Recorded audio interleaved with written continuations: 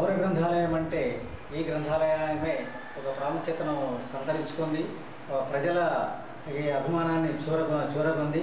అయితే ఇది స్థాపించి గత 8 ఏళ్ళు అయినప్పటికీ ఈ రోజు వరకు కూడా ప్రభుత్వం నుంచి కానీ మరే ఇతర విధానాల ద్వారా కానీ మాకు ఎలాంటి ఆర్థిక సహాయ సహకారాలు లేకపోగా ఉన్నటువంటి పరిమిత వనరులతోనే దీన్ని నిర్వహించడం జరుగుతుంది.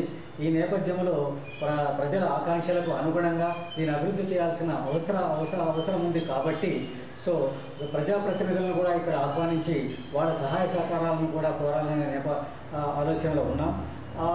ఆ సందర్భంగానే ఈరోజు సాయంత్రం 4 గంటలకి పురంధేశ్వరి గారు ఈ గ్రంథాలయాన్ని సందర్శిస్తామన్నారు.